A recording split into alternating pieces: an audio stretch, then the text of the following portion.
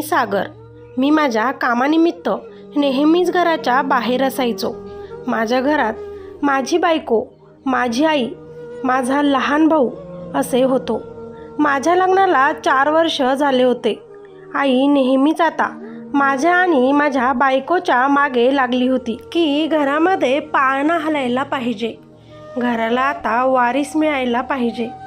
माझ्या भावाचं सुद्धा नुकतंच लग्न झालं होतं. तो आणि त्याची बायकोसुद्धा आता आमच्यासोबतच आमच्या घरात होते.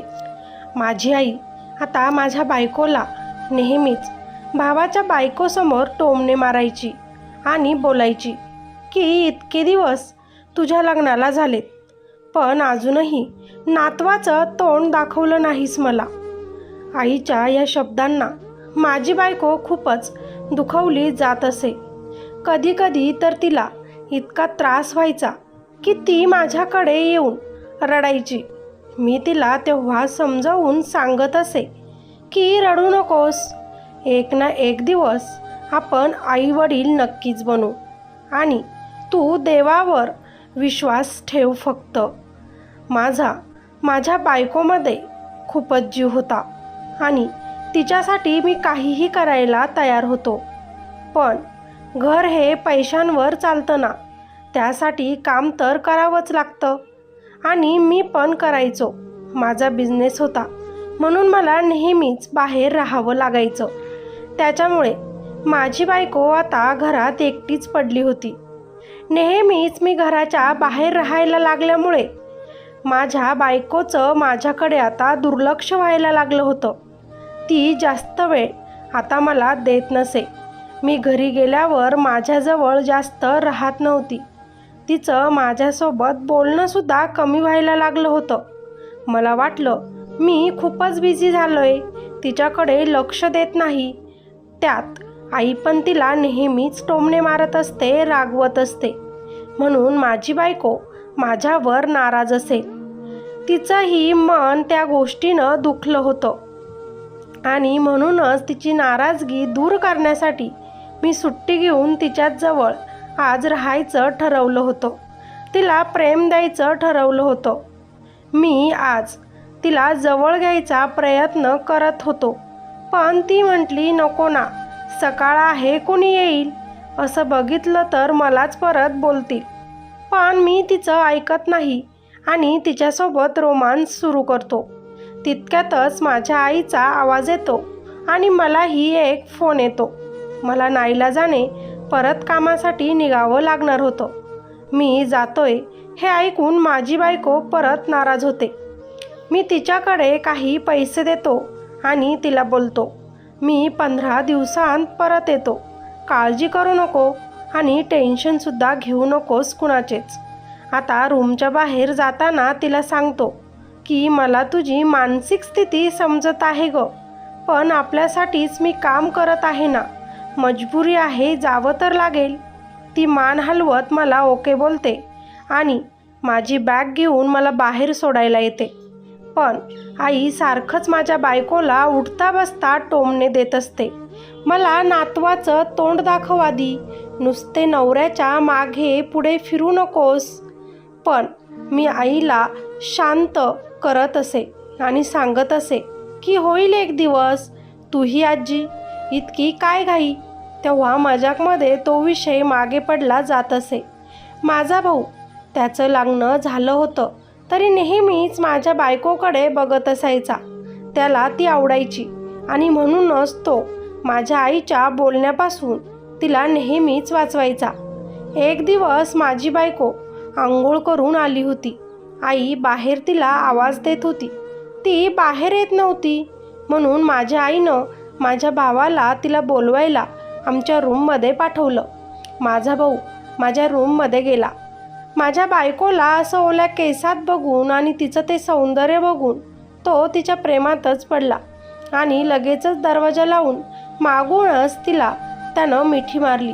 माझी बायको घाबरूनच मागे बघून तुम्ही काय करत आहे इथं, त्याला विचारते. तेव्हा माझा भाऊ लाडात येत तिला बोलतो माझ्या वहिनीवर प्रेम करत आहे. तुम्ही खूपच छान दिसत आहे वहिनी, आय लव्ह यू. माझी बायको त्याला बोलते प्रेम करता तर मग लग्न का केलंस तुम्ही? तो लगेचच तिला बोलतो, आईसाठी. तिला तुमच्याकडून नातू हवा होता, जो मिळाला नाही, म्हणून माझं लग्न केलं तिनं. मग द्या ना त्यांना खुशखबरी तुम्ही. इथे काय करताय? तुमच्या बायकोकडे जा. हे चुकीचं आहे. मी तुमच्या भावाची बायको आहे. तेव्हा माझा भाऊ म्हणतो की त्या भावाची बायको जो तुम्हाला वेळ देत नाही, सततच तो घराबाहेर तुम्हाला सोडून राहतो. आता माझी बायको शांत बसते. माझा भाऊ तिला स्वतःच्या बाजूनं करण्यासाठी माझ्याबद्दल बरंच काही नकारात्मक तिच्यासोबत बोलतो. माझी बायको नाराज होत त्याला बोलते, देवरजी, खरं तर तुमचे भाऊ जास्त करून बाहेरच राहतात. मला टाईम देत नाही. आमच्यात तर आता प्रेम पण कमी होतंय असं वाटत आहे मला. मी कशी काय सासूबाईंची इच्छा पूर्ण करू शकते? तुम्हीच सांगा. मूल होऊ देणं फक्त आईच्या हातात असते का? त्यासाठी तर नवऱ्यानं पण प्रेम करायला हवे ना. आणि असं पण नाही की आम्ही प्रयत्न केले नाही, पण नाही होत बाळ, मला नाही राहत दिवस. काय करू मी? तेव्हा माझा भाऊ तिला धीर देत बोलतो, एक काम करता येईल वहिनी, जर तुमची हरकत नसेल तर. त्याने तुम्ही आई पण होऊ शकतात आणि तुमचा एकटेपणा पण दूर होईल. माझी बायको लगेचच त्याला म्हणते, मी आई बनण्यासाठी काही पण करू शकते. तेव्हा माझा भाऊ तिला बोलतो, मी तुमच्यासोबत टाईम घालवू शकतो. आपण सोबत राहू, प्रेम करू. मग बघा सगळं कसं ठीक होईल. बायकोने आधी या गोष्टीला नकार दिला. चुकीचं आहे हे पण बोलली, पण त्याच्या असं जवळ येण्यानं कुठंतरी ती पघळली आणि त्यानंतर माझ्या बायकोचे आणि माझ्या भावाचे शारीरिक संबंध पडायला सुरुवात झाली. आता ती खूपच खुश राहायला लागली होती. स्वतःकडे ती लक्ष द्यायला लागली होती. माझा भाऊ आणि ती आता प्रेमात होते. इतक्या दिवसांनी जरी मी घरी गेलो तरी आता ती माझ्याकडे जास्त लक्ष देत नव्हती. मी तिच्या जवळ गेलो तरी आता तिचं माझ्याकडे आकर्षण नसे, कारण आता तिचा जीव माझ्या भावामध्ये गुंतला होता. दोघंही रात्री सगळे झोपले की एकत्र भेटायचे, बोलायचे, प्रेम करायचे. मी माझ्या कामासाठी कधी बाहेर जाईल याची ते वाट बघायचे. मी मात्र डोळे झाकून बायकोवर विश्वास ठेवून होतो. माझ्या भावावर पण माझा खूपच जीव होता. त्याचं लग्न नवीनच झालंय, त्याला कामाचा लोड नको म्हणून सगळा भार मी एकटा उचलत होतो. आणि त्याच भावाने माझ्या बायकोवर नजर ठेवून तिला पूर्णपणे त्याची बनवली होती. माझ्या डोळ्यासमोर हे सगळं चालू होतं, तरीही कधीच मला संशय आला नाही की मी कधी त्यांच्या नात्यावर डाऊटही घेतला नाही. पण ही गोष्ट माझ्या भावाच्या बायकोच्या लक्षात आली होती. आपला नवरा आपल्यापेक्षा त्याच्या वहिनीची किती काळजी घेतो हे तिला खटकत होतं. म्हणून तिनं माझ्या आईला सांगण्याचा प्रयत्न केला. तुमचा लहान मुलगा आणि तुमची मोठी सून दोघं पण एकामेकांसोबत कसे वागतात ते सांगितलं. पण माझी आई तिलाच रागवायला लागली. तुझा काहीतरी गैरसमज होत आहे. माझी सून आणि मुलगा असं करणार नाही असं ती बोलली. आता तर माझा भाऊ रोजच संध्याकाळी त्याची बायको झोपल्यानंतर माझ्या रूममध्ये येऊन माझ्या बायकोबरोबर प्रेम करायचा. दोघं पण एकमेकांसोबत प्रेमाचे बोल बोलायचे, स्वप्न बघायचे. असेच दिवस जात होते. त्यांच्याबद्दल अजून पण कुणालाच काहीच समजले नव्हते. एक दिवस रात्री माझा भाऊ माझ्या बायकोच्या रूममध्ये आला. त्याचवेळी माझ्या आईनं त्याला माझ्या बायकोच्या रूममध्ये जाताना बघितलं आणि ती पण त्याच्या मागे आली. माझी बायको खूप रडत होती. माझ्या भावाला मिठी मारत होती आणि त्याला सांगत होती, देवरजी, मी आई बनणार आहे. मी गरोदर आहे, पण हे बाळ तुमच्या भावाचं नसून तुमचं आहे. तुम्ही माझ्या बाळाचे बाबा आहात. तेव्हा माझा भाऊ खुश होत बोलतो, अरे वा वहिनी, जो तुमचा नवरा देऊ शकला नाही जे माझी बायको देऊ शकत नाही ते मात्र आपण दोघं एकत्र मिळून आईला देऊ शकतो. मी बाबा होईल आणि तुम्ही आई व्हाल. आई तर हे ऐकून किती खुश होईल. पण माझी बायको त्याला बोलते, देवरजी, माझ्या नवऱ्याला हे ऐकून माझ्यावर संशय येईल, कारण आम्ही गेल्या महिन्यापासून तर जवळ देखील आलो नाही. हे बाळ कुणाचं आहे तो नक्कीच मला विचारेल. तुम्ही आणि मी जवळ यायला लागल्यापासून मी त्याच्याजवळ गेल्याचंही मला आठवत नाही. आता माझी बायको असं म्हणतच माझ्या भावाच्या गळ्यात पडते. आपल्याला ऑपरेशन करून टाकावं लागेल असंही ती त्याला म्हणते, नाहीतर आपल्या दोघांचीही सत्यता बाहेर येईल आणि मग सगळं काही संपेल. तो मला घरातून बाहेर काढून देईन. आपण दूर होऊ. तुमची पण बायको तुम्हाला सोडून जाईल. म्हणून आपल्याला हे करावंच लागेल. तिच्यापासून दूर नको जायला. म्हणून भाऊ पण तिला बोलतो की ठीक आहे, आपण जाऊयात हॉस्पिटलमध्ये आणि करून टाकू ऑपरेशन. त्यांचं हे सगळं काही बोलणं बाहेरून माझी आई ऐकत होती. तिनं लगेचच दरवाजा उघडला आणि रूममध्ये गेली. माझी बायको आणि भाऊ दोघं पण खूपच घाबरले. आईने सगळं ऐकलं होतं तरी ती भावाला विचारत होती, तू इथे काय करत आहेस आणि तुम्ही दोघंही सोबत इतक्या रात्री काय बोलत आहात? तू गरोदर आहेस आणि ऑपरेशन कुणाचं आणि का? मी आजी होणार आहे का? माझ्या घराला वारीस मिळणार आहे का? आणि माझी आई माझ्या भावाला एक गालात पण मारते की आपल्या बायकोला सोडून असं वहिनीच्या रूममध्ये तू का आलास? काय चालू आहे तुमच्या दोघांचं? मला काही समजेल का? दोघं पण घाबरले होते. पण माझी बायको लगेचच आईला बोलते, हे बाळ माझ्या नवऱ्याचं नसून तुमच्या दुसऱ्या मुलाचं आहे सासूबाई. नकळतच हे सगळं घडलं. मला ऑपरेशन करावं लागेल आता. आमच्या दोघांचंही चुकलं. आम्हाला माफ करा. पण प्लीज ही गोष्ट माझ्या नवऱ्याला आणि देवराणींना सांगू नका. हवे तर आम्ही आज नंतर परत कधीच सोबत एकत्र भेटणार नाही. पण ही गोष्ट तुम्ही कुणालाही सांगू नका. पण आई तर दुसऱ्याच दुनियेमध्ये होती.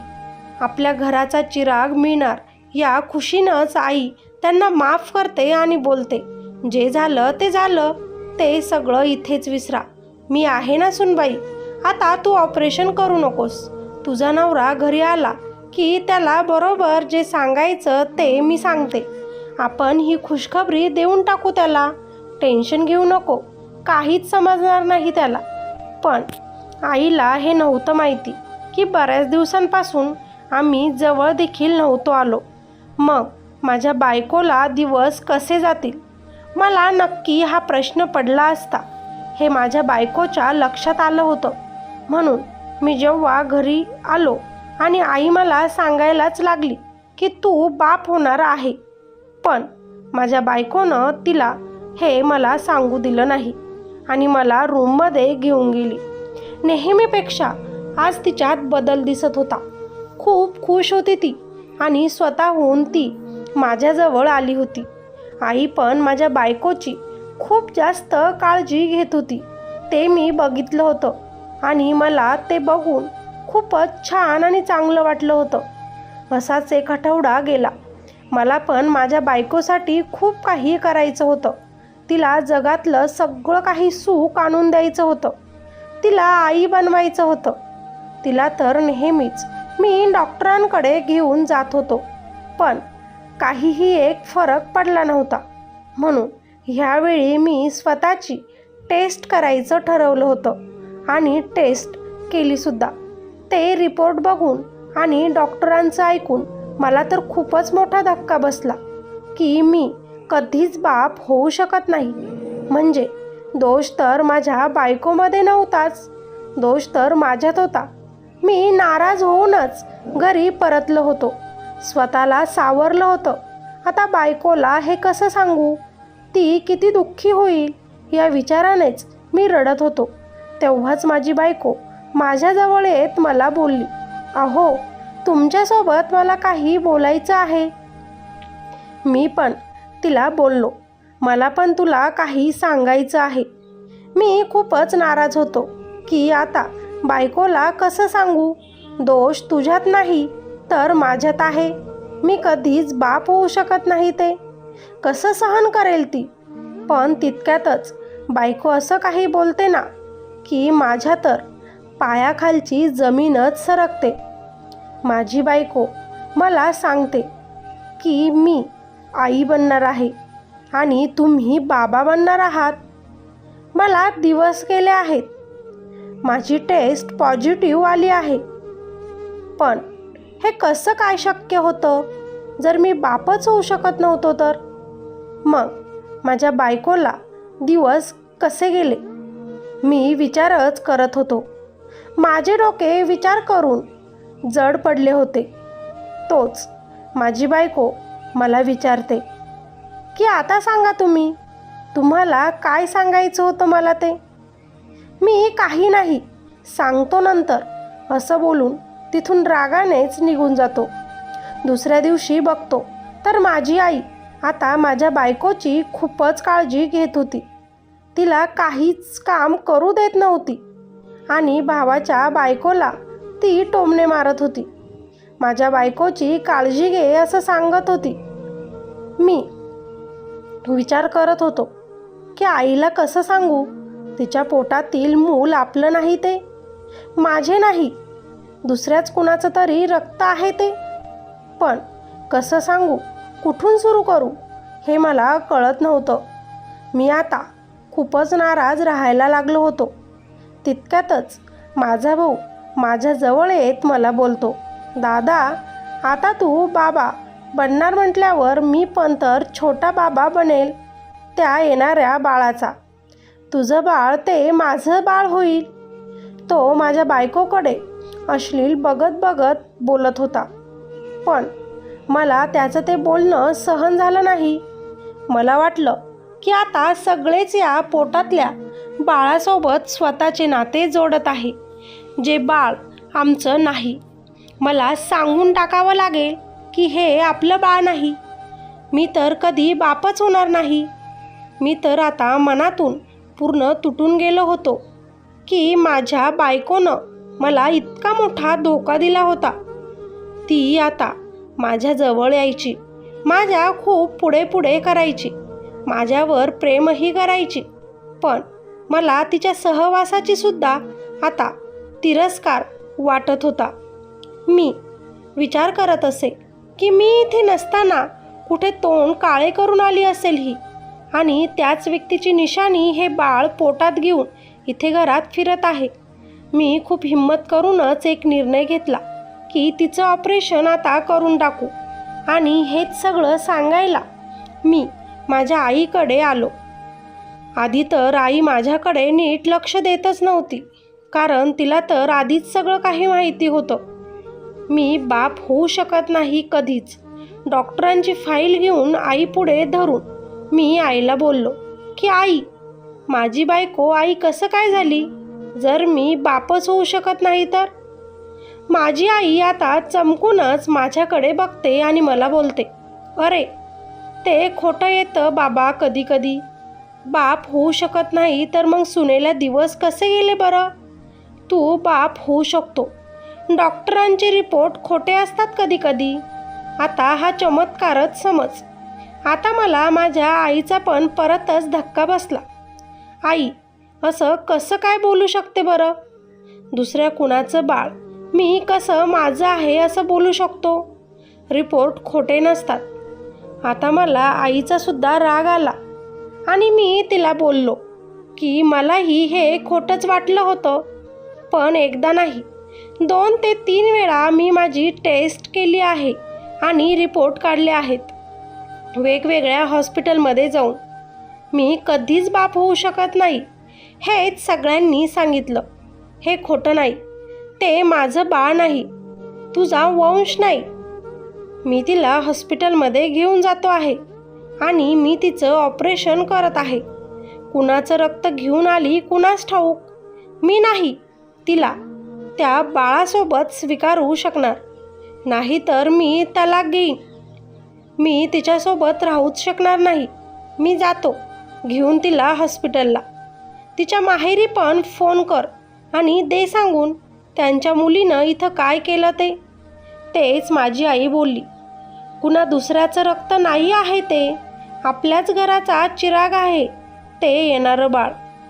आई काय बोलत आहे मला समजेना, म्हणून मी तिला बघितलं तर ती बोलली, दुसऱ्या कुणाचं नसून तुझ्या भावाचंच आहे ते बाळ. त्याला असं मारू नकोस, ऑपरेशन करू नकोस. तू कुणाला सांगितलं तर तुझ्याचवर आरोप लागेल, तुझी कमी बाहेर पडेल, तुला नामर्थ म्हटलं जाईल. तू ही गोष्ट स्वीकार, यातच तुझी भलाई आहे. म्हणत मला आईनं हॉस्पिटलमध्ये जाण्यास थांबवलं. तिचं ते बोलणं ऐकून मला तर तिला स्वतःला तिचा मुलगाच म्हणण्याची सुद्धा लाज वाटत होती. असं कसं कोणी करू शकतं? घरच्या वारीससाठी इतकं खाली कोण विचार करू शकतं? माझ्यासोबत इतका मोठा धोका, ते पण माझ्याच बायकोने आणि माझ्याच सख्या भावाने. आईचे बोलणे ऐकून मी खूपच टेन्शनमध्ये होतो, पण बायकोला अजूनही काही बोललो नव्हतो. तेच एक दिवस माझी बायको किचनमध्ये असताना माझा भाऊ किचनमध्ये जातच तिला बोलतो, किती दिवस झालेत वहिनी आपण जवळ आलो नाही.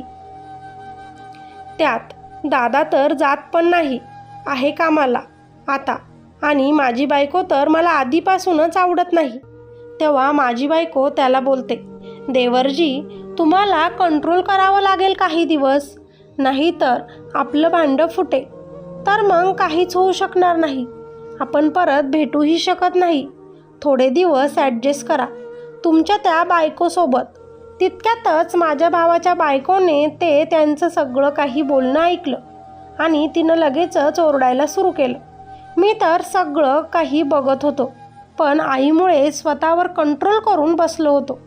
पण तिनं स्वतःला कंट्रोल न करता माझ्याजवळ येत मला बोलली, दादा मला तुम्हाला काही सांगायचं आहे. बऱ्याच दिवसांपासून मी काही बघत आहे, पण तरीही शांत आहे. पण बस आज बोलणार. तोच तिचा नवरा तिला अडवत होता, पण तिनं काहीच न ऐकता मला सांगितलं की तुमची बायको तुम्हाला धोका देत आहे. तिचे माझ्या नवऱ्यासोबत अनैतिक संबंध आहेत. तिचे बोलणे ऐकून तर माझी बायको माझ्याजवळ येऊन दिखावा करतच बोलत होती की सागर ही खोटं बोलते आहे. मी तुमच्यावर किती प्रेम करते तुम्हालाही माहिती आहे ना. तिचे ते डोळ्यातले पाणी बघून पण मला आज तिच्या बोलण्याचं काहीच वाटलं नाही. मी विचार केला, माझ्या भावाची बायको एक स्त्री असून आवाज उठवत आहे आणि मी सगळं काही मला माहिती असूनही असं शांत उभा आहे. मी पण आवाज उठवायला पाहिजे. मी लगेचच माझ्या बायकोला बोललो, किती प्रेम करते तू माझ्यावर मला माहिती आहे, म्हणून तर तू माझ्या भावाचं मूल तुझ्या पोटात घेऊन फिरत आहेस. आता माझी बायको घाबरूनच माझ्याकडे बघतच बोलते, सागर काय बोलत आहेस तू? हे आपलं बाळ आहे, आपल्या दोघांच्या प्रेमाची निशाणी आहे ही, आणि तू असा घाण आरोप माझ्यावर लावतो आहेस. तेव्हा मी रागातच माझे रिपोर्ट तिच्या तोंडावर मारत फेकले आणि तिला बोललो, मी जर कधी बापच होऊ शकत नाही तर मग आपल्या प्रेमाची निशाणी तुझ्या पोटात येईलच कशी ते मला सांग. आता ते रिपोर्ट बघून ती शांत झाली. माझा भाऊ खाली मान घालून हे सगळं काही ऐकत होता. आई पण मला समजावत होती की आपल्याच घराचं बाळ आहे ना ते, तुझं काय आणि त्याचं काय, तुमचं रक्त तर एकच आहे ना. पण ह्यावेळी मी माझ्या आईला पण शांत केलं आणि तिलाही बोललो, सगळं तुझ्याचमुळे झालं आहे हे. मी आईला बोलू लागलो, ना की तू टोमणे मारले असते आणि नातू केलं नसतं तर घरात ही अशी वेळ कधी आलीच नसती. सगळं काही तुझ्या या आशेपायी घडलं आहे. मी माझ्या बायकोजवळ जात तिच्या हातात तलाकचे पेपर देतच तिला बोललो, मी तुझ्यासोबत आता नाही राहू शकत. तू आणि तुझं बाळ आणि तुझ्या बाळाचा बाप तुम्ही सगळंही बघून घ्या. आता तुमचे. पण मी अशा धोकेबाज स्त्रीसोबत राहूच शकत नाही. माझी बायको रडत होती. मला क्षमा करा असं म्हणत होती. मला तलाक देऊ नका म्हणत होती. पण मी तर ते तलाकचे पेपर तेव्हाच तयार केले होते जेव्हा मला कळालं की मी बाप होऊ शकत नाही आणि बायको मला धोका देत आहे तेव्हा. माझ्या भावाच्या बायकोचे माहेरचे लोक खूप मोठे राजकारणी होते, म्हणून माझा भाऊ त्याच्या बायकोला सोडू शकणार नव्हता आणि त्याची बायको त्याच्या प्रेमात होती. आणि जर त्यानं तिला सोडलं असतं तर तिच्या माहेरच्या लोकांनी माझ्या भावाला सोडलं नसतं. म्हणून त्यानं आपली बाजू सरकती केली आणि वगळली आणि सगळा काही दोष माझ्या बायकोवर लावून दिला की वहिनी मला बळजबरी करत होत्या. त्यांनी माझा फायदा घेतला आहे, माझ्या भोळेपणाचा फायदा घेतला आहे. तुला माहिती आहे ना मी कसा आहे ते. दादा, तू नसताना त्यांना तुझी आठवण येत होती आणि म्हणूनच त्यांनी मला तू समजून सगळं काही प्रेम माझ्याकडून घेतलं. माझी यात काहीही एक चूक नाही. माझ्या भावानी अगदी सहज सगळं तिच्यावर ढकलून दिलं. आता मात्र माझ्या बायकोचे चांगलेच डोळे उघडले होते, पण ती आता काहीच करू शकत नव्हती. मला माहिती आहे त्या पोटातल्या वाढणाऱ्या बाळाची यामध्ये काहीही एक चूक नाही. पण चूक तर माझ्या बायकोची होती ना, की जिनं मला धोका दिला होता, माझ्या विश्वासाचा घात केला होता. मी तर सगळं काही तिच्याचसाठी करत होतो ना. मग तिने का असं केलं की ज्यानं आमचा संसार उद्ध्वस्त झाला. म्हणून आता तिच्यासोबत मला 1 मिनिट पण राहायची इच्छा नव्हती. मी पूर्ण घर सांभाळत होतो, घराचा खर्चही पूर्ण मीच करत होतो. म्हणून आजही ते सगळं माझंच होतं आणि माझंच राहील. मी तिला माफ न करता, आईचं काहीच न ऐकून घेता माझ्या बायकोला घरातून बाहेर काढून दिलं. माझी आई मला समजावत होती. मी तिला पण बोललो, तुला जायचं असेल तिच्यासोबत तर तू पण जा. तुझ्या या धाकट्या मुलासोबत घरातून बाहेर निघून जाऊ शकतेस.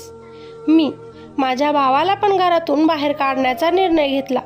तोही मला क्षमा कर म्हणत होता, पण त्याची ही चूक नव्हती का? मग एकालाच का शिक्षा द्यायची? म्हणून मी त्याला पण जायला सांगितलं आणि आईलाही बोललो, मी तर आता अनाथ आश्रमातील बाळ दत्तक घेणार आहे आणि तेच तुला तुझ्या घराचा चिराग समजावं लागेल. नाहीतर तुझ्या त्या सुनेकडे आणि मुलाकडे तू जाऊ शकतेस. मला काहीच प्रॉब्लेम नाही. बहुतेक आईला तिनं जे काही केलं आहे त्याचा पश्चाताप होत होता. म्हणून सगळं नातू, वंश, परंपरा सगळा मोह तिनं सोडला आणि माझी आई माझ्याच जवळ थांबली. आता मी माझ्या जीवनात आनंदी आहे. एक मुलगा मी दत्तक घेऊन त्याचं चांगलं पालनपोषण करत आहे. आई पण त्या मुलासोबत चांगली राहते. आईनं खूप हट्ट करून माझं दुसरं लग्न पण लावून दिलं आणि मी त्या मुलीला सगळं काही पहिलंच खरं सांगून दिलं. मी बाप होऊ शकणार नाही, ते मूल दत्तक घ्यावं लागेल ते. आणि तिला तुझं काही बाहेर नाही ना, मित्र वगैरे ज्यावर तू प्रेम करते हे विचारून पण घेतलं. माझ्यासोबत माझ्या या दत्तक मुलाचा पण पालनपोषण तुला करावं लागेल हेही तिला सांगितलं. तिला सगळं काही मंजूर होतं. ती हसत हसत मला हो बोलली, कारण ती एक गरीब मुलगी होती आणि तिनं आयुष्यात खूप काही दुःख बघितले होते. आता मी खरंच तिच्यापासून खूप सुखी आहे.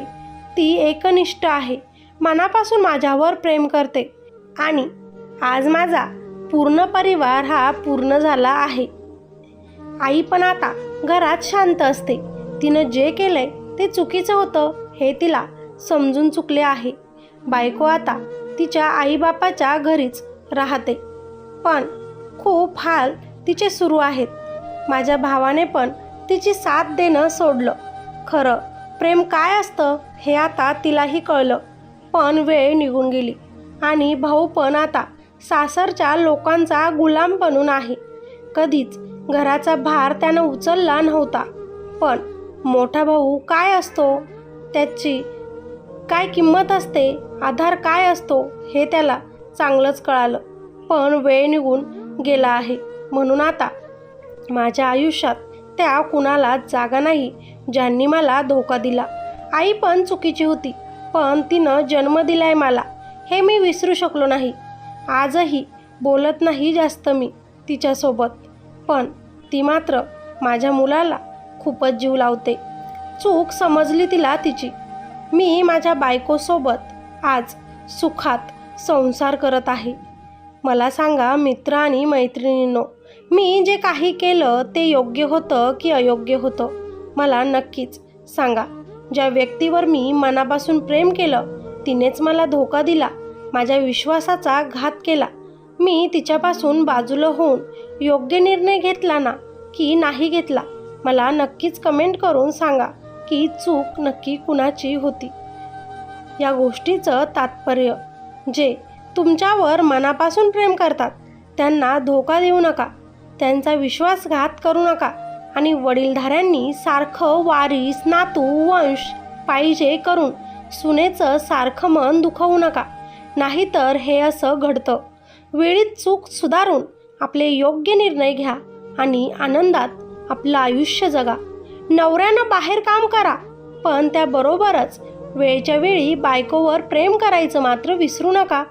ही स्टोरी आवडली असेल तर लाईक नक्की करा, कमेंट करून आपल्या प्रतिक्रिया नक्कीच नोंदवा आणि चॅनलवर नवीन असाल तर सबस्क्राईब करायला विसरू नका.